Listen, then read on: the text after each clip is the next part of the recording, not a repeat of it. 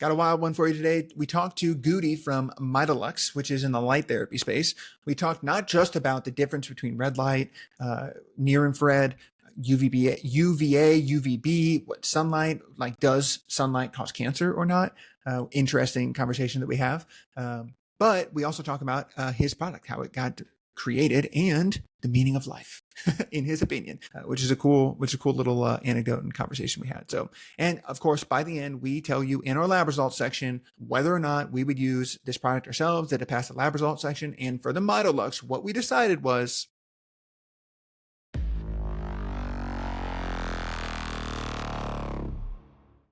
what's up, everybody? Welcome back to the Decision Lab. Today we're talking to Guti. He's the founder of Mitolux. Pumped to chat about this.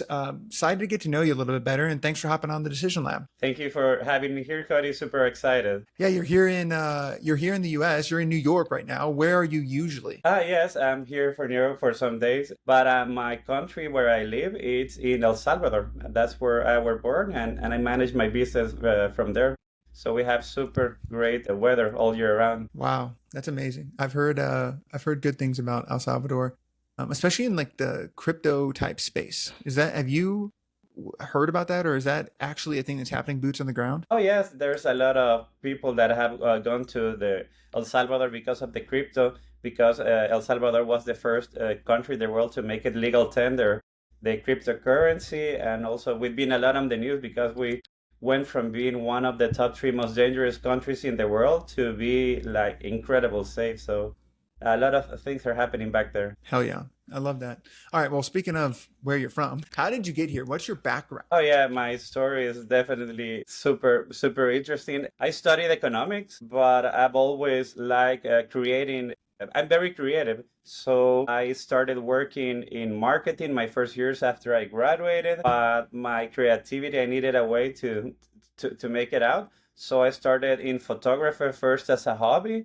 But then I was very good at it. So I decided to leave the economics behind and start working as a professional photographer. And in around 3 years, I was one of the top photographers in Central America. So that was incredible. But I've always also liked teaching. So people start asking me like, Guti, can you please teach us photography? We'd like to do like you. So I started teaching locally. But then people asked me from the outside, and I decided to make an online school. So it was a big change. And I ended up doing the Spanish #1 photography school with up to 80,000 students. And I did 17 books and 38 courses. So it was super interesting because I really love sharing, and the experience of teaching photography was super enriched. So that was my background before I had the big change that made me got into Mitolux. That is wild. Photography. Who would have thought? Yeah. I guess it has to do with lighting though. So I mean, I guess it's not like that wild. That's cool. What were you, if I had known you in middle school, would I have known you would have done that? Like, were you interested in like entrepreneurship and businesses and things like that? Entrepreneurship always. I always loved doing what nobody's doing, and that's what drove me in 2015 to start the online school, because when I was speaking back then on that, everybody was like, are you crazy? That won't work. You're from El Salvador. Maybe if you were from Spain or Argentina, it's too complicated. And that just got me more excited to give it a try. And it actually, I got better results than I was expecting. And yes, as you said, the lighting background really helped with my jump to the health with light that I'm working on now. Yeah, that's crazy. What about mom and dad? Were either of them entrepreneurs, or what were they like? My mom is an artist. She's a painter, and my dad is a lawyer. So totally different. Yeah, that's a wild time. What was that like growing up with it? That's such a stark difference between an artist and a lawyer. What was that like growing up? Actually, I think it gave me the perfect balance, because my father, he is like super structured and down to earth and to business, and my mom is more arts. So, for example, I consider my success in photography a mixture between arts and also economics and having more structure. And also with Mitolux, you need to have the creativity to get the ideas, but you then need to the structure to do the research and then to manage the business. So it's good having the two working together. Wow. Yeah, that's wild. Has there been any like roadblocks or challenges, big things that you've come up against on your path so far? Oh yeah, I had to reinvent myself many times. For example, when I jumped from professional photography to the online school, it was because photography has been changing a lot. So every time a new development comes, like right now it's AI, the demand goes down and you need to reinvent. So that's when I jumped from photography as a professional to doing the international courses. So I believe that roadblocks or chaos, as I said, it's the road to opportunity, and that's exactly how I got the idea to come up with the Mitolux because nobody was doing a device like this, and I needed it. So I started the idea of why not do it. Yeah. Do you still do the photography stuff, or like what happened to that? I still would love to do that, but now I believe that you need to be very focused. So now all of my energy, it's in the Mitolux, but the two online schools are still working. So that's going on. Nice. And on your path, we like to ask entrepreneurs oftentimes, like, how's your mental and emotional health been? Like imposter syndrome, anxiety, depression, stress. Like, how do you manage those things, or have you struggled with that at all? Oh, yeah. For example, with my online school, it was 3 years that I was working and basically making zero money. I was investing my time developing courses and more courses and more courses and hoping that eventually the sales would start kicking in. So side by side, I was studying marketing, online marketing, and trying to make it figure out. And suddenly, basically, I was out of cash totally. I had put 3 years of work and a lot of money, and it wasn't working. And I said, like, okay, that's all that I studied in marketing. I'll give it the last try. And I said, if it doesn't work, I'll try to find a job. And the next month, I was selling 10 times more. The next month, I was making 30 times more. So sometimes the goal is just an inch away from you. And that's what sets apart entrepreneurs, that you're willing to push the boundaries more and you don't care if you have the stress, if you feel like crying, but if you believe in yourself, that you'll be able to do it. Yeah. Where did you get that from? Where did you get that belief from? Where'd you build that belief? I believe that every time since I've been a child, my parents have been very supportive, telling me that I'm talented, that I'm intelligent. So I believe that, and that's what helped all of my life because I truly believe that I'm capable of doing anything that I propose myself. And when I not do it, it's not because I don't have the abilities, but it's maybe because I didn't try that hard. And right now, in this moment, with my current project, I'm super happy that I got to this because I'm getting to meet incredible people. But obviously, you need to enjoy the process, not just the end.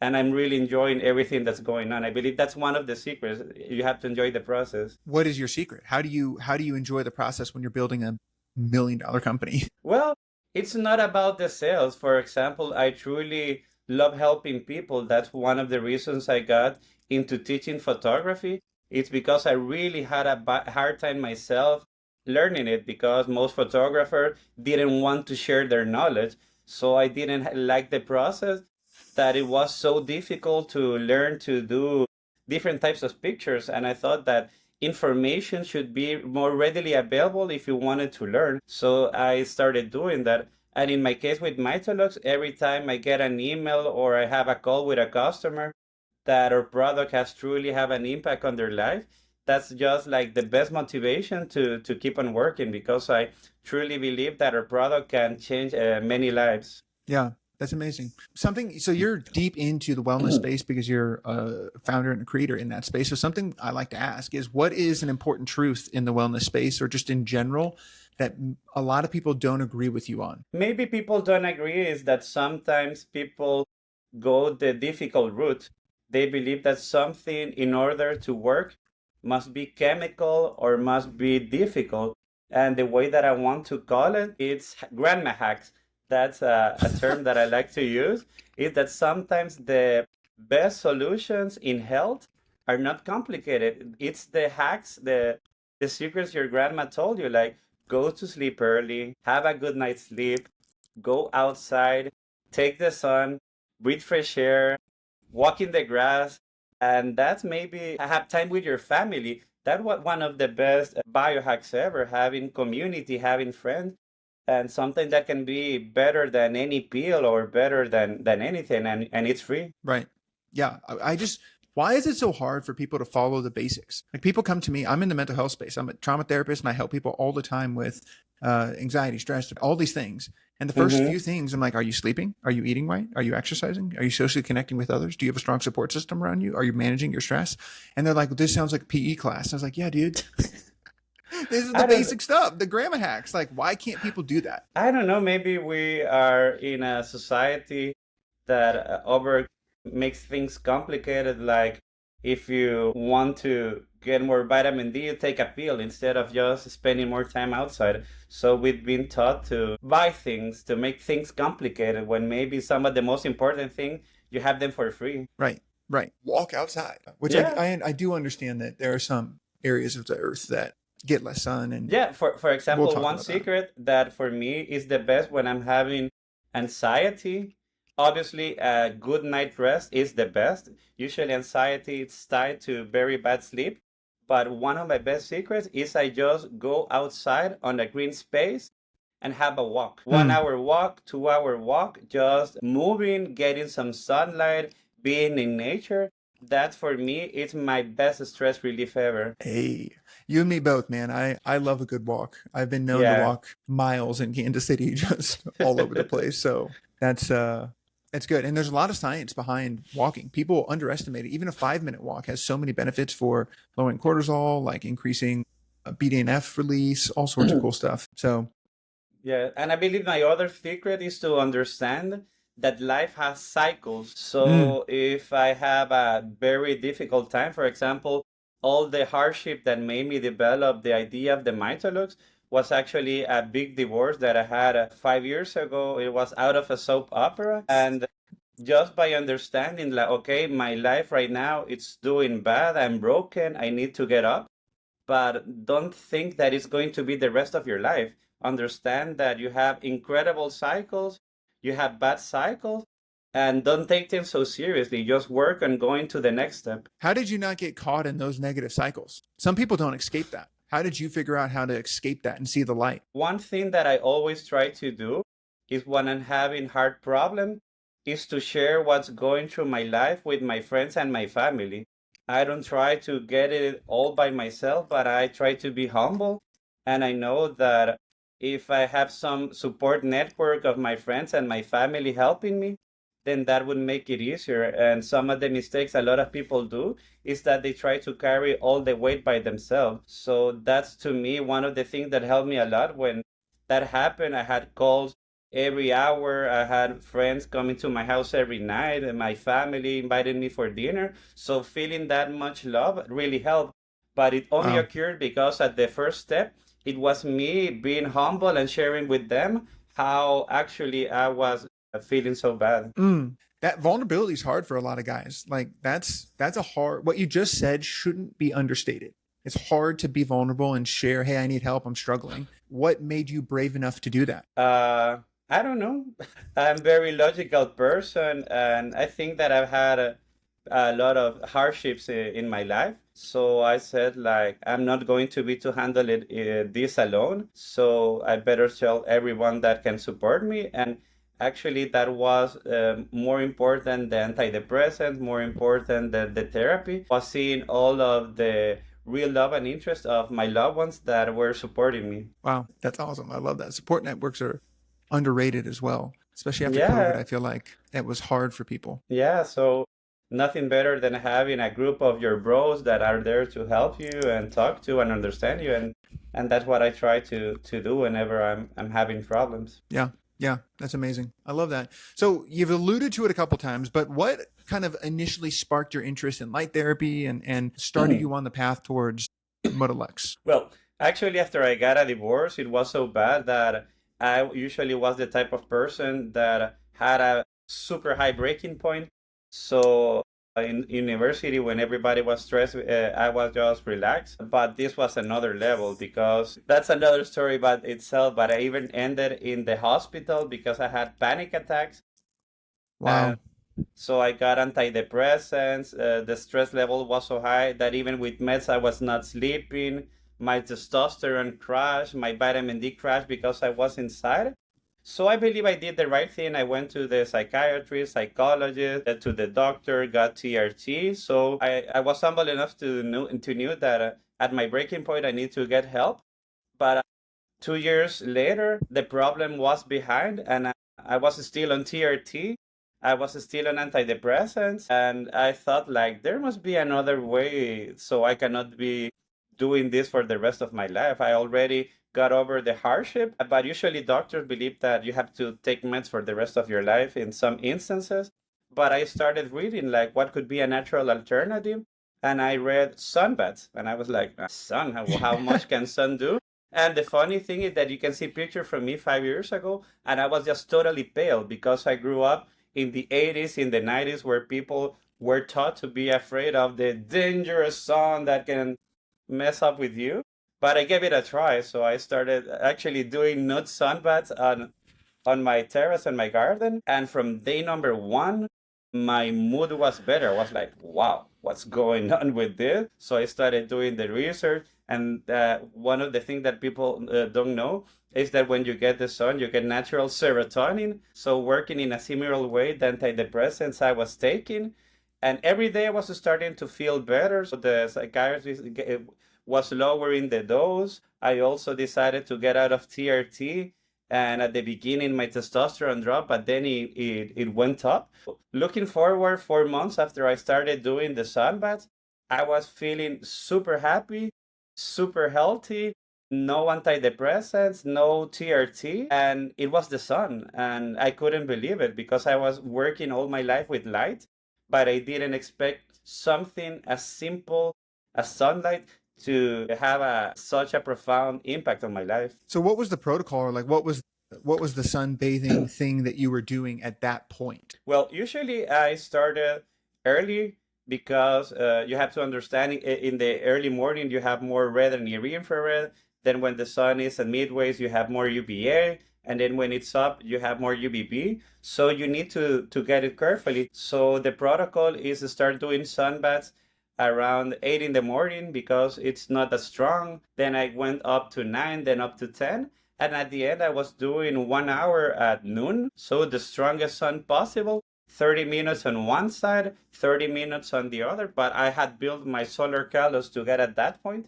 I didn't do it every day, but 3 times per week. And that was a game changer. And it was not only about taking sunbaths, but about spending more time outdoors. So I started walking more. And since I learned that you need the UVs to get in your eyes for the circadian rhythm, I did it without my glasses because most of the glasses are also not so good for you because they're blocking some of the right frequencies you need to have in your eyes to trigger a circadian response. Right. Yeah. Super important for melatonin and cortisol, especially cortisol rhythm. So that's awesome. Mm-hmm. That's cool. Sunbathing is a fun time. When did it shift over into I need to make a product? You know, like a lot of people I feel like do these types of things. How did Mitolux start? Well, my relationship started because at the beginning I was just believing in the power of UVB because of the vitamin D, the hormones, and everything. And for me, red light was good, but I didn't understand it as deeply as I do now. But it was for skin anti-aging. But son, two things happened. We got in my country to the rainy season, so I could not take my sunbaths.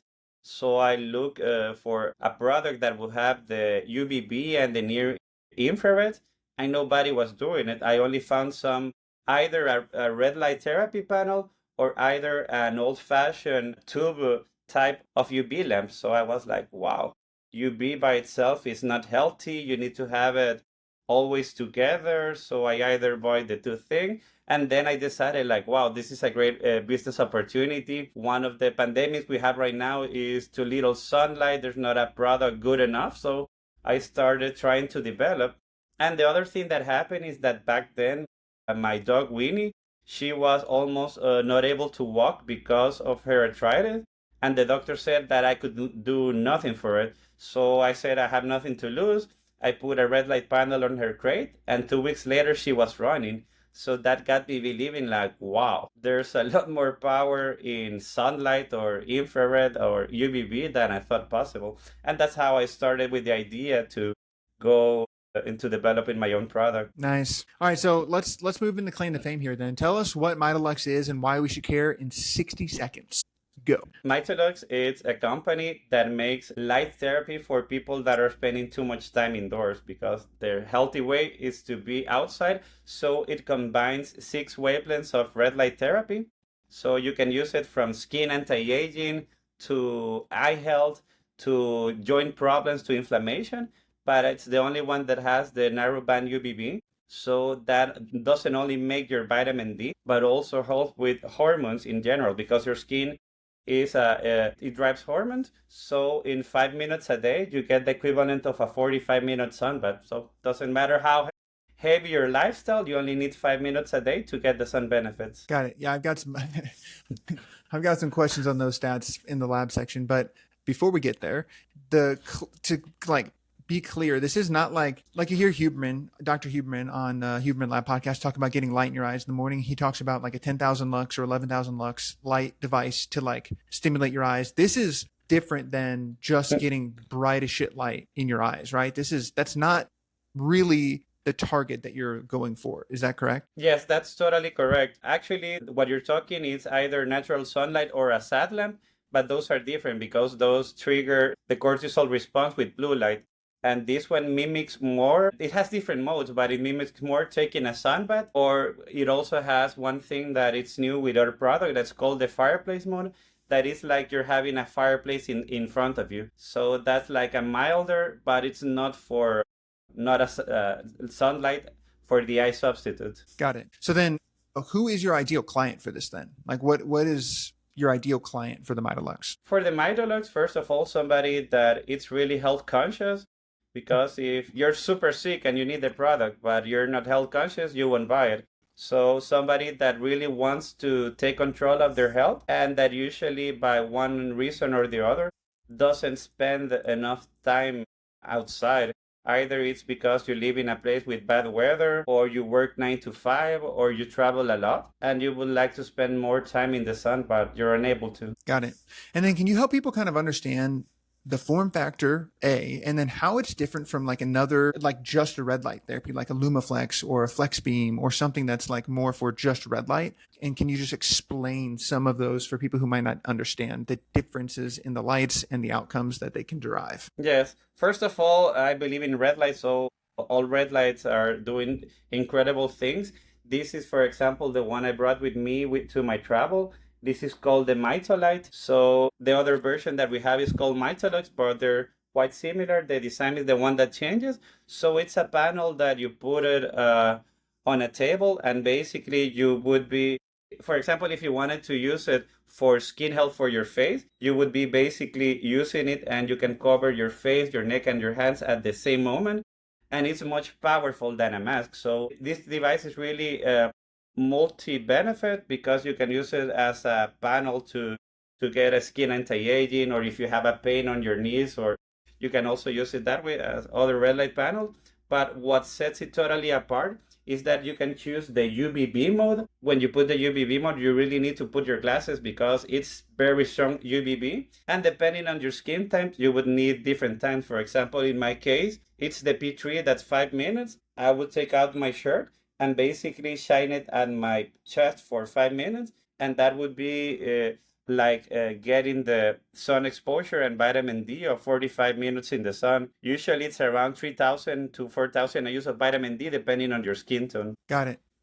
Okay. Interesting. In relation to building out this, like as a panel, not something you put directly on the skin, because that's something that you see a lot, especially in the red light space. Is there a reason why you went with panel instead of something you put right on your skin? Well, for example, if you want even coverage for skin, you don't have to have it totally closed because you're going to have some spots where there's no light. So the best distribution of light, and you can see it, for example, let's see if you can see it here.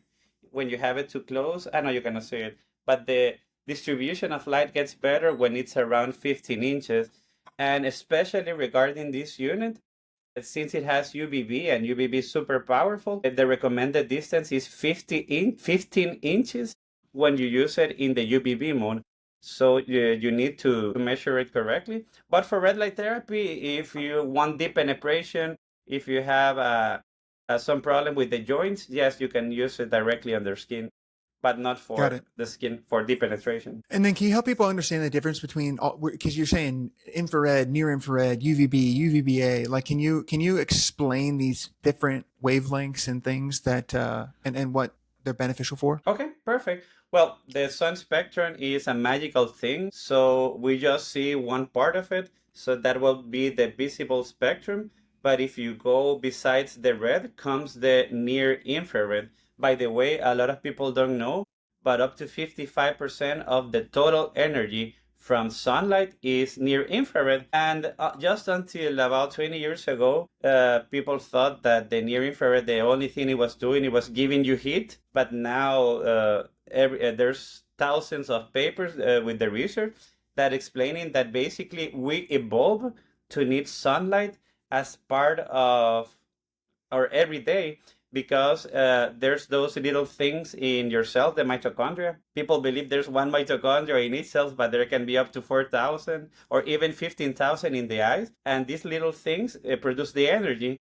But when you don't have infrared on them in a consistent manner, the efficiency of the energy production starts going down. So imagine in that way, when you're just born, your mitochondria are 100%, then they start going down when you get older. One way to prevent the efficiency of the mitochondria going so fast is to get more sunlight because we have a lot of the near infrared, and that's why it produces collagen, it reduces inflammation, and it actually has a lot of pathways that I don't want to get so technical. But let's say that the near infrared is the one that gives your cells more energy and helps the mitochondria. And then there's the other way. If you go blue, you go violet, there's come another spectrum that starts getting also invisible. First, you start getting the UVA. The UVA helps in your eyes for your metabolism and your circadian rhythm. By the way, if you're not getting enough UVA, that's one of the reasons why people start getting eyeglasses so early. And that's also the one that can get you tanned. And then if you go deeper, you'll go to the UVBs. It's also invisible, and that's the one that can get you burned. But if you get it in the right dose, that's the one that helps your body produce vitamin D, which is actually not a vitamin, but a hormone your body produces. And the UVB controls a lot of metabolic and circadian pathways and hormonal pathways that we're finally getting to understand. So sunlight is a more intricate with our biology than we ever thought possible. Yeah, for sure. It's crazy. I have a degree in cognitive neuroscience, and we didn't talk about light or how it affects the nervous system that much, except when we were looking at vision and eyes and that kind of stuff. Even though it sets so there's so much that light and sun and things like that affect in the nervous system. So, how did you learn this stuff? How did you like get into this sunlight PhD? Well, I really love reading a lot and I'm really curious. So, for example, when I was working doing my courses, imagine all the research that I needed to do to make 17 books or 38 courses. So, doing a lot of investigation is part of my nature because I'm really curious. And when I started seeing what was happening with my dog running after being basically not walking because of her arthritis, I just started reading and reading and reading and reading a lot of scientific papers and also learn a lot of the Huberman podcast on light really got me a lot of the information and ideas for the lamp because it explains like the how the P53 pathway works with testosterone. Also, I learned a lot from Jack Cruz, and there are a lot of incredible people out there sharing their information on YouTube and podcasts and books. So you always keep learning a lot. When I first, when the Mitolux was first launched, I didn't know it could do probably not even half of what I know that it can do now because my knowledge on how light affects our biology, it's amazing. Heck yeah. That's awesome. Do you have any type of like what's your team? Do you have a science team? Do you have like an advisory board or anything like that that helps with some of like the harder core science? Yes, I have a lot of friends that I've done in the biohacking industry that know a lot about this, and I'm always consulting them or sending prototypes and what do you think? Try it out. And we're always improving. For example, we're already on second generation of the Mitolux. So year one, it was the first product, but I knew that we could improve some little thing. So And I have a lot of ideas on products to come, but I think that you need to be step by step. Yeah, for sure. We'll get there. We have we'll talk about the future frontier here in a second. Let's dive into the lab though. So that's a big thing in relation to the decision lab is we love to get into the research. My background's cognitive neuroscience, so I love me some research. So in relation to Mitolux, what was like the first test that you guys ran or hypothesis, I guess maybe that you had when you started seeing how this product could work? Okay, yes, it was one scientific paper that I read that it basically tested different wavelengths of UVB. And that was just so possible just recently. If I tried to do this lamp 10 years ago, there was not the LED technology that you could buy and put it into a device because LEDs are evolving so fast. So basically, that research said that wavelengths at 295 to 297 nanometers could produce vitamin D tenfold more efficient than the sun. So I said like, wow, this could be super interesting because you need less exposure to UV to get the same amount of vitamin D done. Then I read some papers that explain how when you combine special wavelengths about 850 nanometers of near infrared, then you could handle more UV without getting burned or without getting the side effects. So I decided, okay, let's add the 850 and the 940. And the incredible thing is that since we were the first doing this type of product, there was no competitor to copy. So everything was based on one research paper and other research paper, another research paper. And obviously that got us into the prototype. Then we need to start testing how it actually delivered the vitamin D production. I started doing the first tests in my country with some endocrine doctors, since those are the people that take into consideration the vitamin D and hormones. And he was like, okay, let's give it to a test. And he was super happy because he had some patients that have vitamin D deficiency, but at the same time, they have gastrointestinal issues. So usually we used to get our vitamin D from the sun, and now we're trying to give it up just orally. And I'm not against oral vitamin D, but around 35% of Americans cannot even absorb oral vitamin D because of their gastrointestinal. So he had this patient that he either put one form of injected vitamin D or get him to the sun. So he said, okay, we're going to try the Mitolux to see what happened. And he finally raised his vitamin D, even thought he could never raise it just by taking oral supplements. So it's an incredible journey how you start testing and proving. And nowadays we have a lot of testimonials, and also we're hoping to have the funds soon to do a clinical trial. But basically, it's already proven to be working, and the science is super simple. There's even a device that you can buy that you can point it at the sun or any UV source, and basically it could calculate the theoretical value of how much vitamin D you could be producing based on your skin type and your age and some other factor. So it's super efficient when I compare with that device to the sun. It's usually even to the sunlight at my country at noon, it's 8 to 12 times more effective. Wow, that's wild. So no clinical trials specifically done yet, which is rough. I mean, it's hard to do a clinical trial, but you want to do that. And you did some like bro science, if you will, testing of this initially when you got this out. So that's awesome. Any other research or studies or things like that, testing that you did with Mitolux? Yes, basically, as I told you, for example, we have not done all our trials exactly, but there's some study with the 295 wavelength. So we're basically using those studies to build up what's our product right now. And basically, all of the different success stories of people that are using the product and getting their vitamin D. And a lot of those users are using the product because one doctor recommended it to them. And we also had a lot of doctors that are using our product. So we hope to have that clinical trial because obviously that's a marketing that will help the marketing. But yeah. Right, that'd be awesome. A lot of the research too is the type of device that they're using. So some of these red light themes are full body immersions, or sorry, some of the research around UVB, near infrared, red light, all these things are full body, more intense. So it'd be really cool to see like what your specific panel can do when it's not just like a full body thing. Because I'd be really interested to see some of that data. Oh, yeah.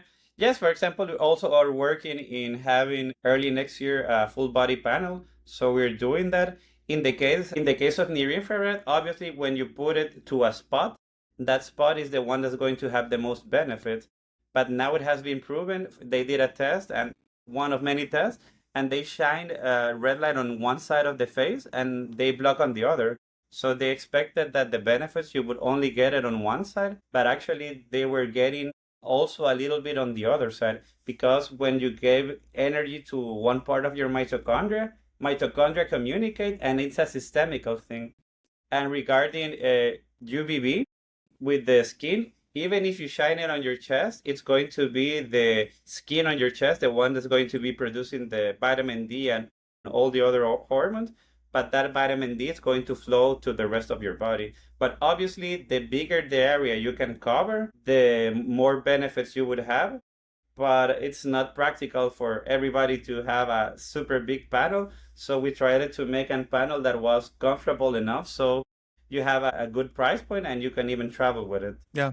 What research is there behind the vitamin D outcomes? Like, I know that there's plenty of research around UVB, like increasing vitamin D, but what about for your specific device? Do you have any like research or anything like that that you've done in relation to, even if it's just like small sample sizes or testing with your clients, that kind of can Yes. show or prove increase in vitamin D? Oh, yes. Most of the ones that I take really seriously are the ones that are done by doctors because they take the time to do the test of the before and after.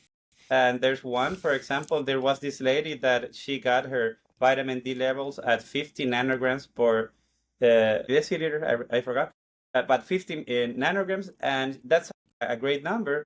But even if she had higher doses, she couldn't increase it. So 2 months after using the lamp, she got it to 75 because she wants her sweet spot to be from 70 to 90. So that's one interesting thing, is that you can use it in combination with vitamin D when you want to get higher levels. Mm. And some other people that were basically not responding to oral vitamin D, and then you got it to higher level. But one thing that I learned on the way is that when I started building the machine, I was just thinking about UVB. One thing that most people don't know is that when you get the UVB on your skin, vitamin D, it's one of the molecules your body produces, but it's also producing 25 similar molecules to vitamin D that right now are not fully understood, that obviously are doing something. And that's what happens when there has been a lot of experiments that they say, okay, vitamin D is doing this effect, but it was not actually vitamin D, it was getting the sun. But when they try to recreate the same effects to people giving oral vitamin D, they don't have the same effects of natural vitamin D produced by the sun, because the sun is doing a lot more than we're fully understanding. Right. That point could apply to so many things. Like we're out here. I mean, we interview hundreds of companies, and they're like, this science says this, and this research says that. But then there's statements like that. There's like just so little that we really know about everything there is to know, which is just, it's kind of crazy to think about. Oh, yeah. So that's Yeah. especially the brain. Like, we don't even understand consciousness, free will. Like there's so, like they're saying now with new electron microscopy that there could be 45 times more synapses in our brains than we even thought. And our current estimate was 1 quadrillion. Are you kidding me? Wow. Like, so Wow. yeah, it's, Yeah, or something that really surprised me is that for most antidepressants, they only have theories on how they might be working. They just know they work, but they fully don't understand the pathways. So it's the same with the sun. It's amazing how every year there comes new research. For example, for vitamin D, one of the research that has got a lot of attention in Harvard, they did this research. It was oral vitamin D. I believe was just 2,000 or 4,000 IUs of vitamin D, and they gave it for 4 years. And they saw that slowed the aging process of the telomeres by 75%. So they said, like, wow, one of the cheapest molecules that you can buy or even just get it for free by getting the sun is vitamin D. And that outperforms most of the super expensive products you can buy for anti-aging. And there it is. So we're just learning every day how things work. I wonder how what the crossover between blue zones and sunlight exposure would be. Like blue zones, for people who don't know, is like where like centenarians live, the people who live the longest on Earth. That's where they end up living, and so scientists call it blue zones. And I wonder if we measured sunlight in blue zones versus sunlight in other areas, would there be a difference or correlation? Like, have you heard anything about that or learned anything about that? Yeah, sunlight is definitely one of the elements. And for example, a lot of what people think when they hear sunlight is they hear cancer. So let's go, for example, to the research. And there's one graph in where it shows that the farther you go away from the equator, the higher the cancer rates start going.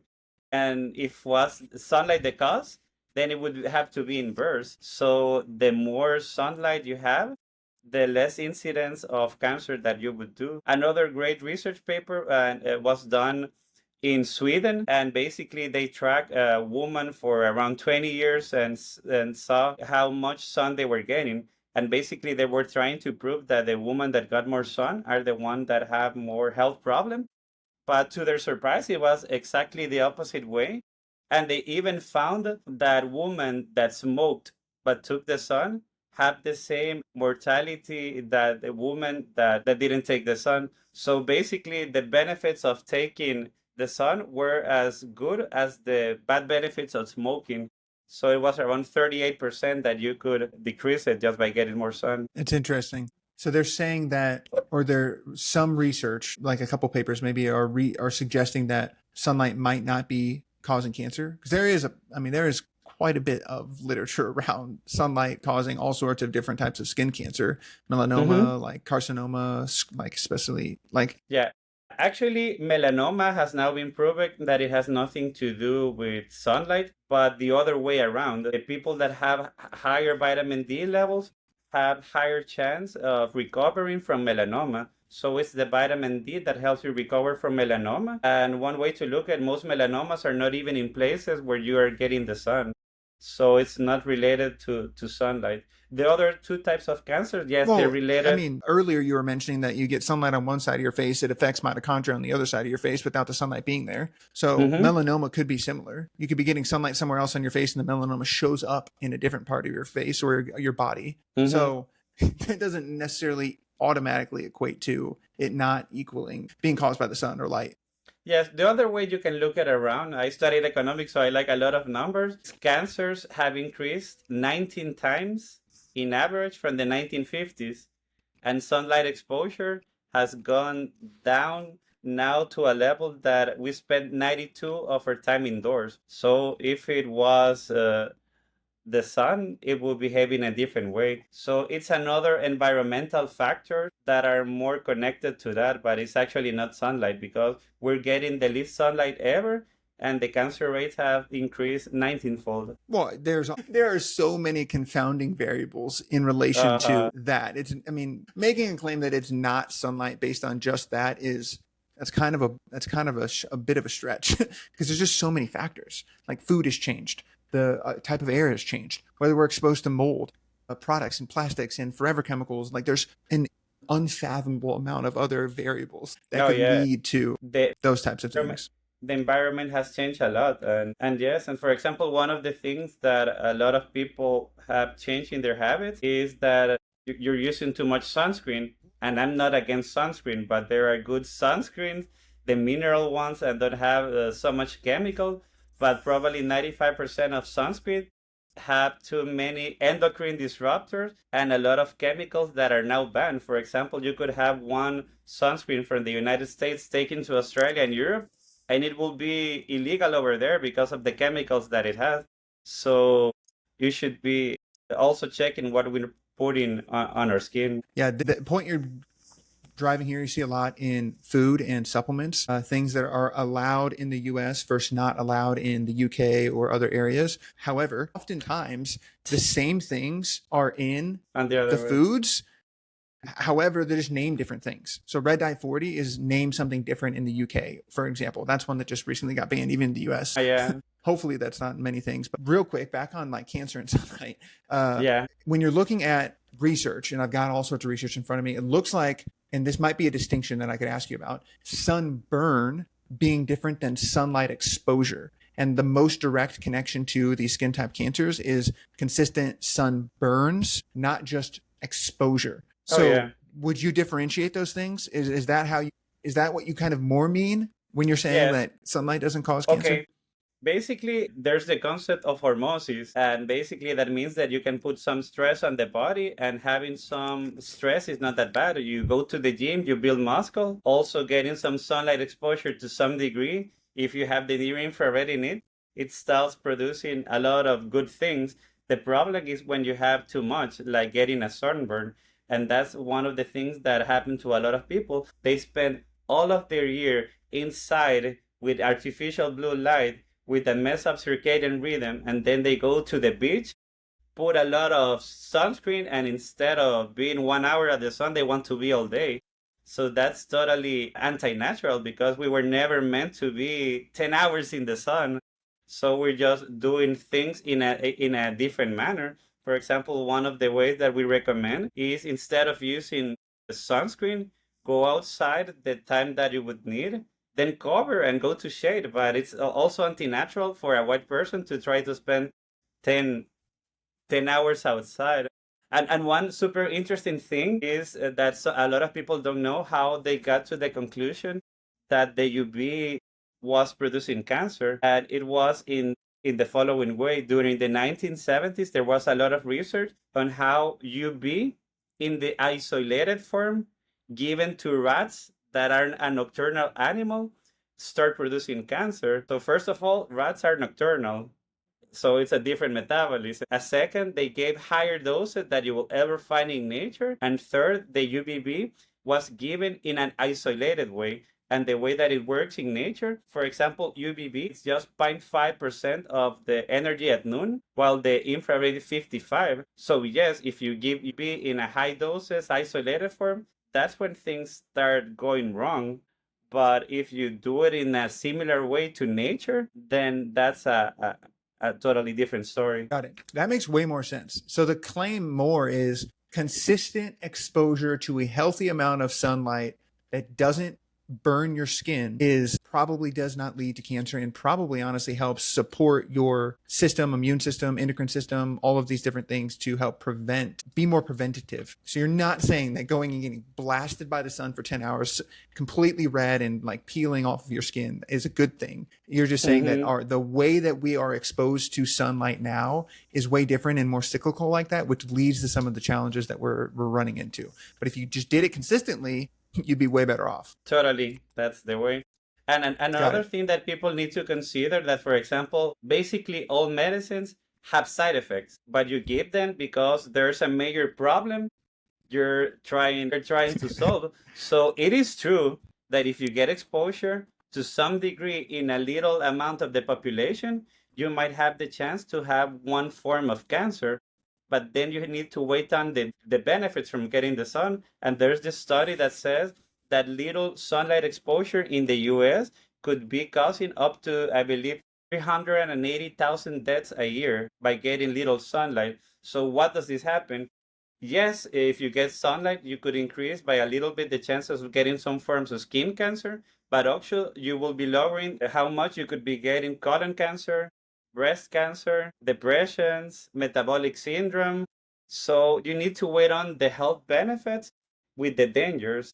And when you do that way, basically you have a lot more benefits than dangers. Yeah, I'd be interested to see that research and see that pros cons list, if you will, like the benefits versus dangers and things like that. That's interesting because I mean it is true. There's always a trade off. You're always making trade offs. Yeah. Cool. All right, let's dive into. That's a lot of the lab stuff. One thing I did want to hit on is safety protocols because you guys people can't see it right now, but you guys do sell, or it might come with. I don't exactly know, like glasses or sunglasses or things that come with it. So, what are some safety protocols and things that you suggest for your device specifically in relation to the lights it's emitting? Yeah. Well, actually, that's one of the things what we paid a lot of attention. I went to the Amazon stores and did research about what people were complaining with the other products in the market. And one of them is that it was very difficult to dose it. So some people were getting burned And I said, like, okay, we have to do everything in order to that doesn't happen. So, for example, one of the things that happens is that the other companies are doing isolated UV, and that's not good for your health. The more near infrared on the 940 nanometer that you put, the more tolerance you have toward preventing burns or producing more vitamin D. So we added specifically the 850 nanometer and also the 940 nanometer, and that's the range where it can prevent more burns. So we have done that. Also, the professional model has a distance sensor, because some of the problem is that people sometimes don't listen to the instructions and they get too close. So the other device has a distance sensor that if you get too close, it makes a beep and it passes the UV. So basically making it foolproof. Or if you're in the UV mode and put it to your chest like this, Dude. it also prevents it because it has a two-step distance sensor, and if it gets close, it also pauses. So that's one of the things that it actually was Genius. not the fault of the other company. It was the fault of the user not reading the instructions. But since I didn't want to have any problem, I am the only panel on Earth that has a distance sensor, so you can dose exactly how you're going to be getting it. Also, we had added some light bulbs that will tell you when you have the UVB on, so you don't forget. Another safety is that we have here another switch between red and near infrared, so you're not on one and by mistake put it on your skin. So we've tried to do a lot. Also, one of the things in our device is that we always try to mimic the sun. That's the best way to do it. Don't reinvent the wheel, just mimic nature. And Yeah. and one of the things why people are getting burned is they're wearing glasses, because if you're not getting the UV on your eyes, then the signal to start producing more melanin doesn't happen. Or usually the right way is to get morning sunlight that will prepare your skin for the sunlight at noon. But what do people do at vacations? They're sleeping until noon. Then they go out and they spend many hours outside. That's why they get burned, because they never prepared our skin. So in our device, when you put the UVB mode, the first couple of minutes, you're not even having UVB. You're just having the red and near infrared. And then the UV starts kicking on. And then at the end, also it goes down and it leaves you with the red and the near infrared. So we're making like a mini sun cycle. So you have all of the skin prepared and then nourished at the end. Dang. That's cool. Yeah, I like that. So you're saying that some other companies are just the straight up UVB, which can be damaging, but you guys add in the other spectrums and the other portions of real sunlight into your panel so that it is more accurately depicting if you were outside under the sun. Yeah. For example, one of the many of the top biohackers, you saw them using some UVB bulbs and then one red light therapy panel. But why don't have it in one, just like in nature?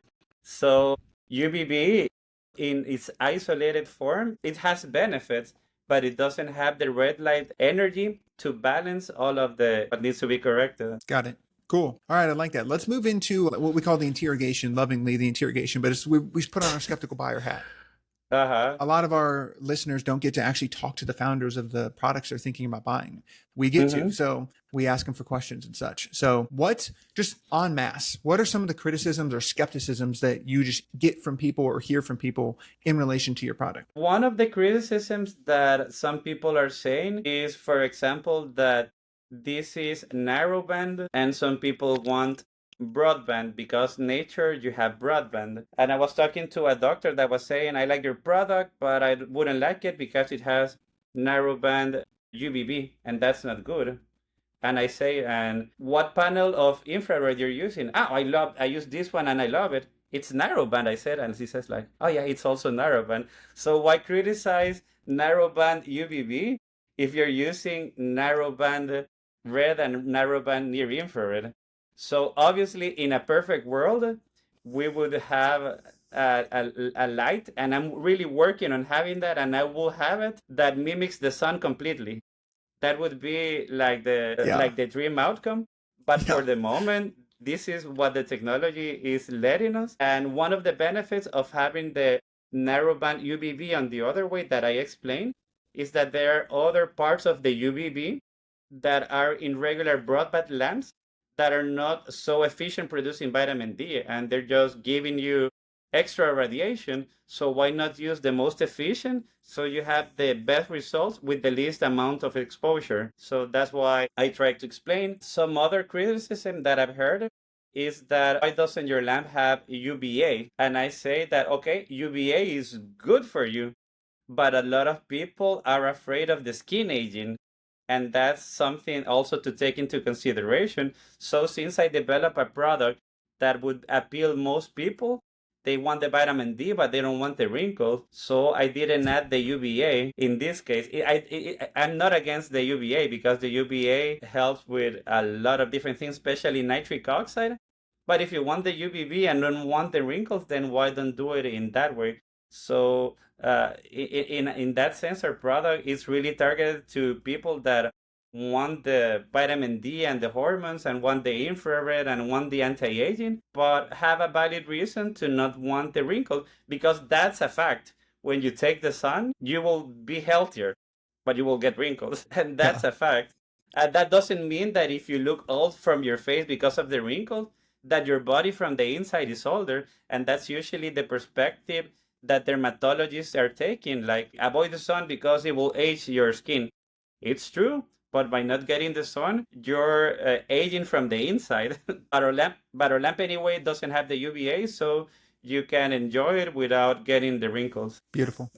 Are there any groups of people that shouldn't use this or that would be at risk for using it? Basically, what we try to follow is the general guidelines. And I better not have my own opinion, but just follow the general guidelines.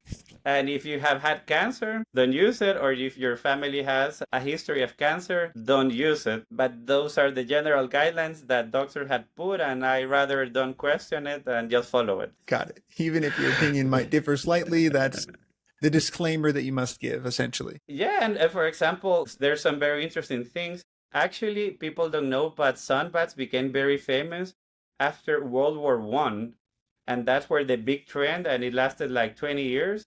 And what happened during World War One? There were a lot of wounded people that were inside of hospitals. Then the hospitals got too crowded. Then they had to take the beds outside, and they found out that people that were taken outside were healing faster. And that's where all the research is starting on all of the benefits of sunlight. There's some studies that also show that hospital rooms that have natural windows, natural light, the patients recover faster. Interesting. And there are even a lot of documented cases about people that were basically dying of COVID, and they were like, what's your final wish? And they were like, I don't want to die inside of the hospital. I want to be outside with nature. They took them, they got better. Yeah, I'd love to see this. I'd love to see some of the research So, on that. I believe it. It's interesting. so there's a lot of stories of how sunlight can really change. And I'm not telling that this is the only solution. For example, in my opinion, in hospital, the best solution would be to redesign to have more natural light, to take the patients outside. But obviously there's winter. So in winter, you don't have the UVBs at all. So this is another way of getting the same benefits. For sure. Yeah. All right. The next part that we like to talk about is like marketing tactics and claims and things like that. Could you give us your just general perspective on science communication and marketing a product that might not have direct, like you guys don't yet have direct testing of your claims with your product yet. So you have to use general research. One paper doesn't mean that something is true or not, right? You want an accumulation of research and things like that. So it can be kind of tricky when you're trying to market a product that doesn't have direct scientific evidence yet.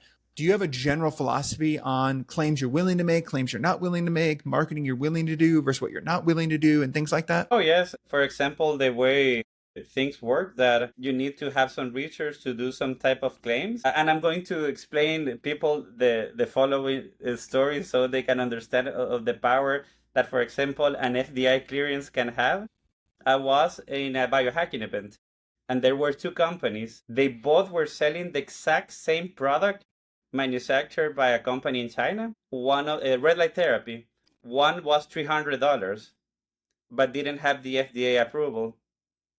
The other was 2,000, 2,500, but it had the FDA, so they had to pay more than $100,000 to get that sticker. And you know which company was selling more? The one that was 2000, 2500, and the other one, there were basically no people buying it, even if it was 1/5 of the price or 1/8 of the price.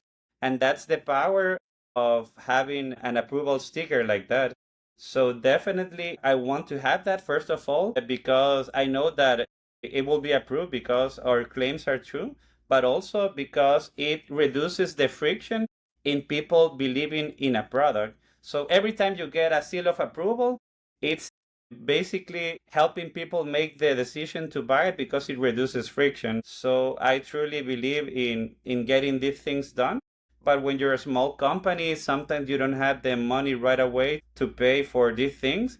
Also, when you're doing a really innovative product, there's, well, in a red light product, because it's been tested so fun, you go for a process that's called 1K, and that's usually just like $70,000. But when you're doing something innovation, then they might tell you you need to go to the de novo, and the de novo is at least $2 million just to get the approval that, for example, would be saying like FDA cleared for this benefit. And if your product does 5 benefits, then you would need to have 5 different things because for each benefit, it's a different approval. So it's a very costly process that eventually it turns out increasing the price to consumers. So obviously, when we finally do all those things, the price should probably go up or the volume should go up because this is a lot of hidden costs that people don't understand what takes up to actually get a product to the market. Right. A lot of people don't understand FDA approval in general. FDA approval does not mean that they took your product and tested it. It means that on the one path you described, there are enough products that are similar enough to what yours is that we can say, oh, yeah, this is similar enough to these other products we approved, so we approve yours. The new one that you were describing is where you have to go do all of that yourself because you're one of the first products. Being first to market is not always, business-wise, is not always as useful or helpful because you can't get that sticker. But just because it's approved does not mean there's like the FDA themselves did research on it. It just means that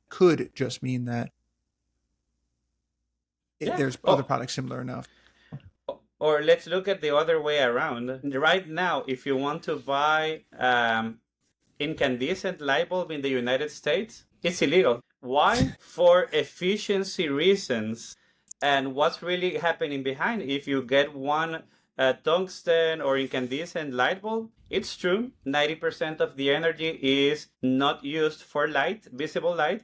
It's used for the near infrared. The same near infrared these devices give you, the same near infrared you get from the sun.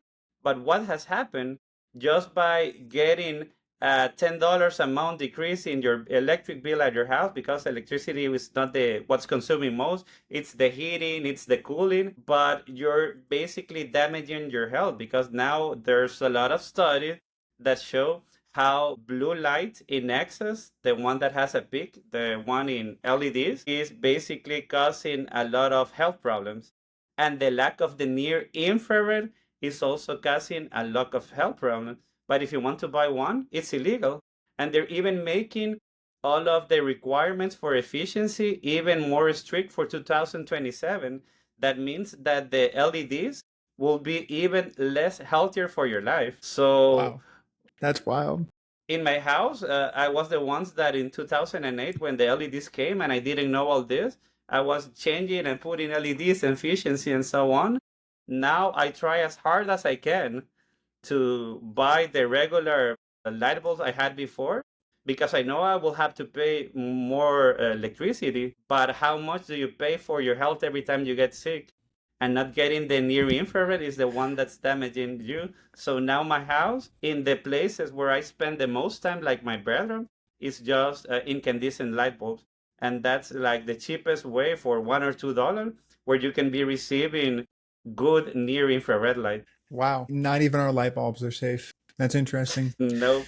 Couple other questions. So claims on the website that I noticed. The biggest ones are 1,000 IU of vitamin D in 30 seconds or 4,000 IU of vitamin D in 5 minutes. Those are big claims. How do you know this? Have you tested this specifically with your device, or how are you making those claims? Those are kind of wild. Okay, first of all, that's up to that amount of production. So if you're a redhead, you will have more. If you're Mediterranean, you will have less. If you're an African American, you will have less, because the darker your skin color, the higher the melanin, and the higher dose you will get. So those are based for Fitzpatrick type 2, which is most of white Americans. How do we measure that? There's this little device that you put at 15 inches, you shine the lamp, and you put all the parameters. And basically, if you're at 20 years, that's the age where you produce more vitamin D. You could be producing 4,000 IUs. But if you're 65 years old, that could be going down to 2,500. So that's for now the actual only way we have to calculating how much potential vitamin D we could be producing. But you can never know for sure exactly how much you could be producing on one person, because an unhealthy person won't be producing as much. If you have low magnesium, you will be producing less. If you have less cholesterol, you will be producing less. If you're taking statins, you will be producing less. So there's a lot of variables, but this is like the general pathway if you wanted to have information on how much you could be getting. On the other way, if you go and have a nude sunbath like the one I take, I can be producing up to, using the same device to have an estimate, I could be having in 1 hour 20,000 IUs of vitamin D. So, but these claims are not necessarily, it's not as if you had a group of people that was using your product and then you measured their blood vitamin D levels before, during, and after. No, the people that manufactured this device did all those tests, and I used the device to calculate how much the device or sunlight could be producing. So there's a device that you can shine the light on someone's skin and it will tell you an estimated amount of vitamin D that is being produced. Yes, there's actually, since there's been research for so long on UVB and vitamin D, there's a table that shows how much vitamin D you could be producing depending on the wavelength. So what you need to take into consideration is the area, the wavelength, the power, the age, and this can give you estimates on how much vitamin D you might be producing. So that's like the average. And in 30 seconds to 5 minutes, because a lot of the research I was looking at is like much longer time periods than 30 seconds to 5 minutes. Yeah, that's kind of wild. Yes, there's actually another device that's on the market right now that is very new, that you shine it on your chest and it has the same wavelength that we do. The machine, I believe, is like $5,000 or $12,000, so it's super expensive. It uses the same wavelengths that we do, so it is producing vitamin D, but it doesn't add the red and the near infrared. So we're getting to the same point, is that there's a limit on how much UVB you can take, and if they're not adding the red and the near infrared, in my opinion, that's totally unhealthy. And also the other problem that this device has is that it's targeting a very little area. And they claim, for example, if you use it for 5 minutes, you can have like 20,000 IU. And that's not true, because with the skin, you have a limit on how much vitamin D you can produce. If you go beyond this limit, the vitamin D production actually starts going down. So that's why we take a lot into consideration into dosing, because people sometimes ask me, like, can I use it higher? And I say, like, yeah, you can go higher, but that's like a good dose that you would be producing enough vitamin D. So it's not about getting the most exposure, but the sweet spot on which you will be more efficient at producing vitamin D. Interesting. Okay. One of the other things that I noticed on your website is that there are, based on specific wavelengths, like 295 nanometers, specific claims around ways that it could affect different, like depression, testosterone, hormones, fat loss, metabolism, things like that. My question is, some of these things, like if we look at testosterone hormones specifically, there's limited direct evidence. Like there's some animal research and things like that, but there's not a ton of human studies around how UVB can affect hormones. Maybe modestly can increase testosterone, but it's not conclusive or strong. There might be it's plausible more than it is like a direct like evidence. So How do you decide what gets on a claim on the website based on research and science? Okay, I will be sending you the link so you can see them on the evidence between UVB and testosterone. For example, one of the most conclusive studies is that it studied the P53 pathway and how basically it affects your brain to produce more luteinizing and follicle stimulated hormones. So it is not a direct pathway, but there's evidence that with UVB you get higher testosterone. It's not like doubling or tripling, but it was very conclusive, the percentage that you could be getting. Another way to look at it is trends between seasonality, between seasons, and testosterone goes high when you have more light. Also, it's higher on places where you have more UVB than on places that you have little. So I agree with you that there's needs a lot more studies need to be done to have more proof, but there's enough proof already to see that it's definitely affecting testosterone production. Right. Well, I mean, that would be where I would challenge that. There's just not a ton of research on in humans around to make a claim that is like there's enough research. There's not yet from at least my read of the literature, which is looking at over like 200 million different peer-reviewed pieces of research and things like that, using some of the tools we use for the podcast. That's the hard part in marketing these types of things is like science. What is science? How does it work? And one Yeah. study in 20 mice isn't necessarily directly connected to humans and what it could look like inside of a human. Oh yeah, there needs to be a lot more studies. For example, that study concluded like doing direct to skin UVB could be a great way to get more vitamin D production. So that's where the study left us. Now we need the resources and money to take it to the next level. And I would love to do that in the future because obviously imagine if I prove it even with more consistent data, then we could have it cleared by the FDA for this type of benefit, and that would be amazing. That would be awesome, especially And so easy. I want to tell you another story because testosterone is super important, but there are a lot more hormones going in the way. And just an anecdotal story, I gave this lamp to my father last year, and he was using it. He didn't believe in it that much. I didn't believe in all this at the beginning. That's why I actually bought it and put it to the test. And he calls me one day and he says, like, Gerardo, I'm having a side effect. So I was like, wow, did he get burned? Did he not follow the instruction and everything?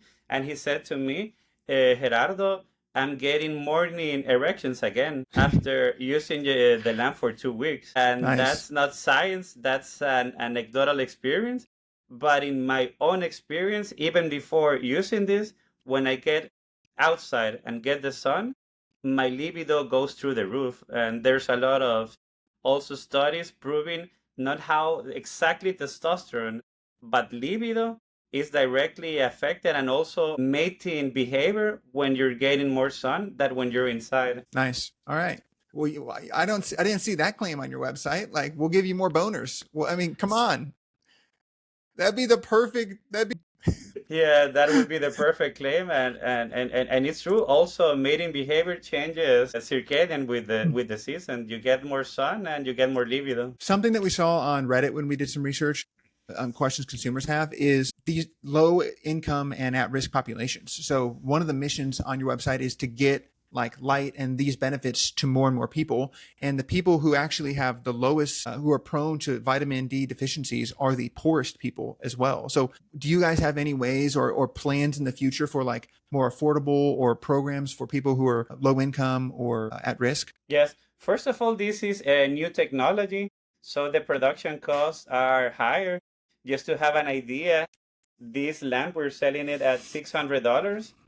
And if you analyze the specs between this light and the one that's selling for $12,000, basically the only difference is that it doesn't have the near infrared and it has 3 times the power of this one. But that's up to $12,000. So we're already doing our best effort to Right. take this product and make it more affordable. What would be my vision in the next 3 years to be selling so many units and have this at retail at Walmart and sell it for $300? That would be my vision. And for a product that could last you 10 years and give you all this benefit, that would be like the sweet spot for everybody. But our current volume at the current status of the production cost. And another thing that people don't understand also, one of the biggest costs of selling a product is not even the manufacturer cost, it's the marketing cost. And that's what they don't understand. So sometimes when you sell a product, 50% of the cost is actually going to marketing. And obviously, in a perfect world, people will see like, oh, okay, these are the benefits. I get it. I buy it. I don't invest in marketing, and the price would go lower. That would be my perfect scenario. But there's a lot of costs that when you're making a product, you need to take into consideration. Every time you see you probably found out about the product because a famous influencer, that guy got paid a lot of money so you could know that the product existed. But yes, definitely my vision is toward making products every year that would be more affordable, because with a 50% vitamin D deficiency in the United States, in Dubai 85% vitamin D deficiency, I believe that this product should be a household item everywhere. Nice. I love that vision. Yeah, that makes sense to me. People just don't understand how hard it is to get stuff to market at times, but that is the vision. I feel like most entrepreneurs want to get innovations to more and more people. So, and I do hold that belief that it's not innovative if poor people can't afford it. It's not always easy to accomplish that mission, but I do think it is a good ideal to strive towards as entrepreneurs. Mm-hmm. So let's move into the future here. What's on your guys' roadmap? You've mentioned a couple different products and stuff you've got in the pipeline. What's on your roadmap? Okay, as I told you, as I continue to understand every time more sunlight, I try to make better products. So one of the products that I've been working for the last year and a half is a big panel. So it's not designed for average home user, but probably for professional athletes or gyms or spas that would have the money to pay for it. And it will be super high tech. It will have 11 wavelengths. So you'll have a couple of UVBs, UVAs, so you could be mimicking more natural sunlight. Because with LEDs, you have a small pattern like this, a wave. But if you put a lot of close waves, then it starts behaving more like a broadband. So I'm working on a panel that by having so many wavelengths, the pattern would be more similar to the sun. So that's coming in the near future. So basically, it will help with nitric oxide. That has been proven a lot. For example, one of the benefits of getting sunlight is giving you more nitric oxide. There are different pathways for the nitric oxide production, but it triggers one of them. And when you have more nitric oxide, a lot of magic happens. Your blood pressure goes down, your health improves in so many different pathways. So the only downside, it will give you wrinkles. So you cannot have everything without any of the, but having trade-offs, any trade-off. But you could, for example, just direct it not to your face, but the rest of your body. And you don't care if you had a wrinkle in your belly, but it will be more like having actual sunlight. So basically, our effort with every new generation of products that we're doing is not reinventing the wheel, but trying harder every time to mimic the sun and to making the products more affordable so more people could get the benefits. Yeah, that's beautiful. I love that. You're in the health and wellness industry. What do you see for kind of the industry in general, like AI and data and like personalization and new consumer trends and things like that? Where do you see the wellness industry headed? Any hot takes? Oh, yes. I believe in what I have seen that the change to medicine and wellness is prevention. So a lot of people are understanding that getting sick is too costly and it would be cheaper to prevent it. So instead of waiting till you have diabetes, better taking some natural supplements that might help, better exercising, taking care of your circadian rhythm, and so on. Usually the people that start doing that are people that have higher education, since they can learn that.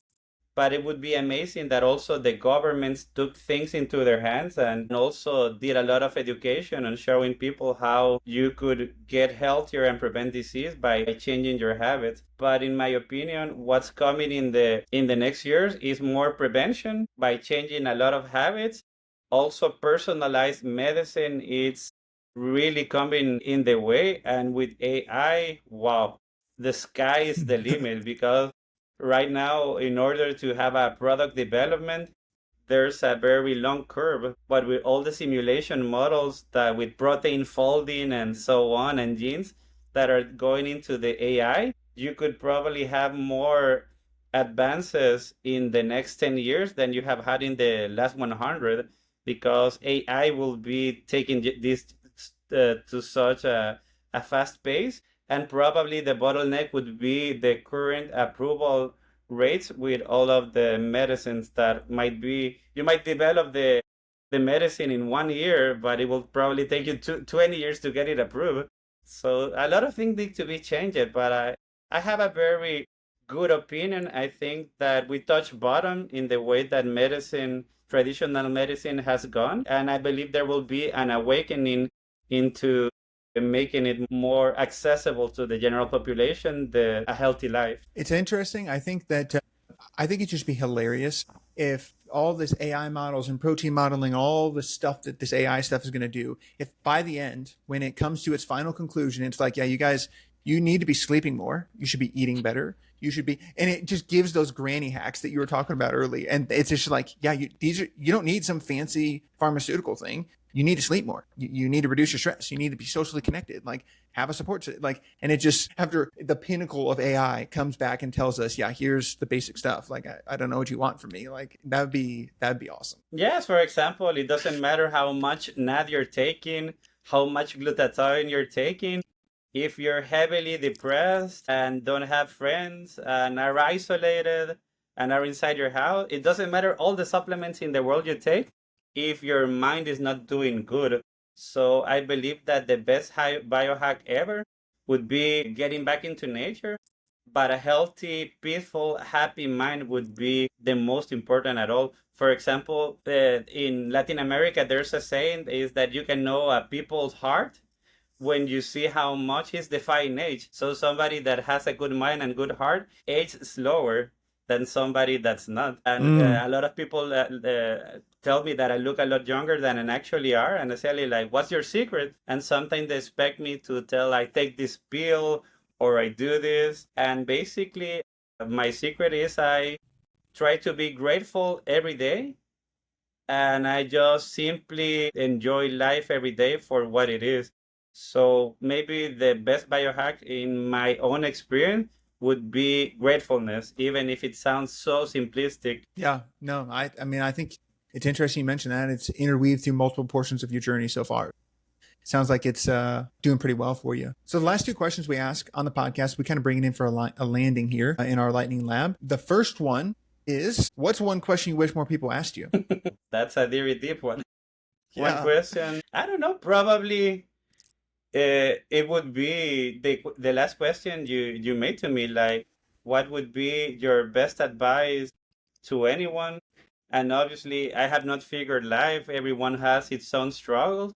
But if I could ask myself, for example, I will put it in another way. What would you like to tell your younger self about the secret of life? That would be, for example, one question. It would be like the biggest things in life are the ones you take for granted. Family is the most important, and friends is the most important. It doesn't matter how much success you have. If you don't have anyone to share it with, then you've done nothing. So that would be probably the question, like, what would be your best recommendation? And it would be friends, family, and gratefulness. Dr. Paul Zach would love you for that. He's a neuroscientist that studies oxytocin and social bonding and connection. Oxytocin. Yeah, he'd love you for saying that. All right, last question. Every podcast we ask the previous guests to leave a question for the next guest. Okay, so our last guest left you, his name is Glenn Paradise. He left you the question, is it more important? He didn't know it was you, but he just left this question. But his question was, is it more important to make a name for yourself or provide humanity with something important? Oh, definitely provide humanity with something important. Right. Definitely. And I believe that there are a lot of people that when they get, and that happens a lot to billionaires, is that when they've done so much and they realize they're not happy with all that money, it's when they finally start doing all those charities and buying land for the wild and doing all those things. Because at the end of the day, at least to me, what makes me happier is helping others. And that's why I did a career teaching photography. And that's why I'm striving so hard right now to share what I've learned about how sunlight can really affect your life. So I would love to have more people simply enjoying the sun, and that's the most important. Just making a change on others. What's the question you'd like to leave for our next guest? If you could give your advice to yourself when you were 10 years old, what advice would you give yourself? Got it. If you could give advice to your 10-year-old self, what advice would you give? I like that one. We haven't had that one yet. I feel like people try to make it too complicated instead of just being simple, but that's a good one.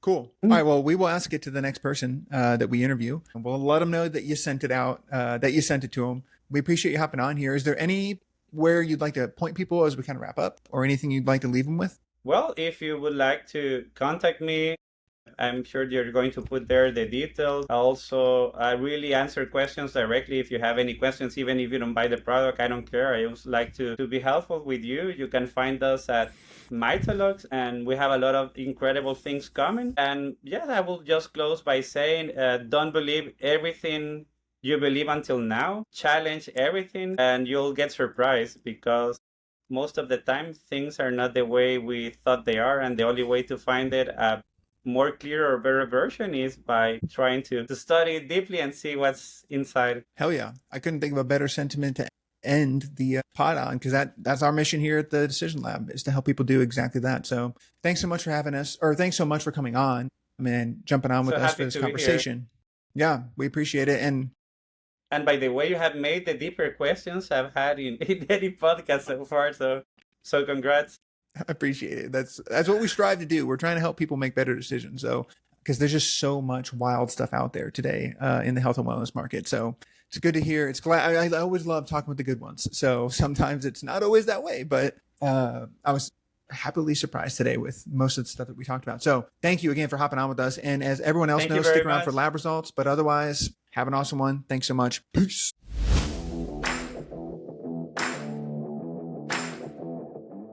All right, party peeps, we're here in the lab results section. It was just me today. Chloe is traveling. Well, she's actually in Germany already, so she couldn't hop on today. Time difference is massive now. I think it's like 7 hours, so it's kind of wild. But lab results is just with me. So this is where I kind of talk about what I really think here.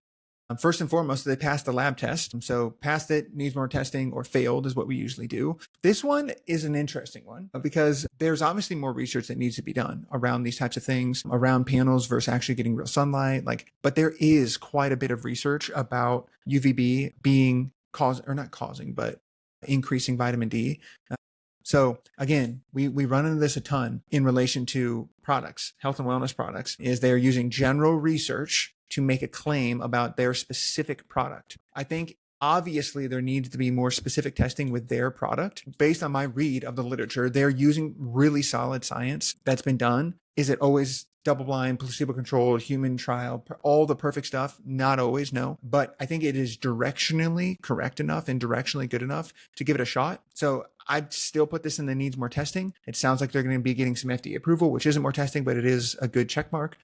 And they want to do some clinical trials. I'm just of the opinion that there just needs to be more research. I know that this is my general rating from almost everyone we talk to. And that doesn't, in my opinion, does not mean it's bad or does not mean you shouldn't try it and use it. It just means that there's a gap between consumer products and the scientific world. And I really think someone that could close that gap in an ethical way is awesome. And it might be something that we do ourselves, but it's just tough. It's tough. Like he's saying, clinical trials can cost anywhere from $70,000 to up to $2-3 million. This is not like Miss Frizzle in the backyard with a magnifying glass lighting a leaf on fire type of science. This is hardcore stuff. So I think most things need more research to do behind them.